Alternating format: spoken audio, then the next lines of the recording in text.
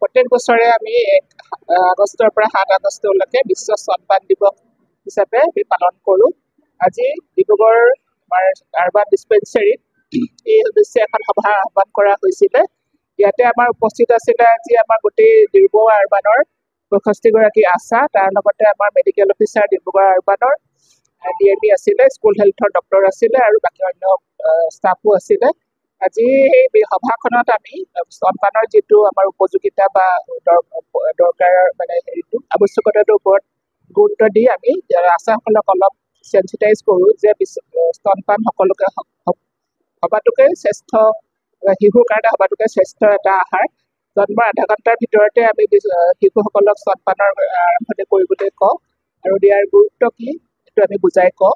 আৰু এসপ্তাহ ধৰি তেওঁলোকক বিভিন্ন অঞ্চলত আৰবানত আমাৰ মহিলা বা মাতৃসকলক তেওঁলোকে চেঞ্চিটাইজ কৰিব।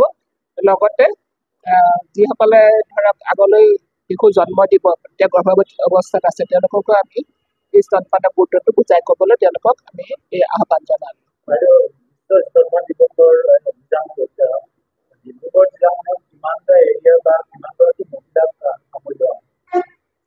এতিয়া আমাৰ সামৰি লোৱা হ'ব বুলি ক'লে আচলতে আমাৰ যিমানবিলাক আমাৰ গৰ্ভৱতী মহিলা আছে সকলোকে আমি আমাৰ আশাসকলে কৈয়ে থাকে, বুজাই থাকে যে জন্মৰ আধা ঘণ্টাৰ ভিতৰতে স্তনপান আৰম্ভ কৰিব লাগে।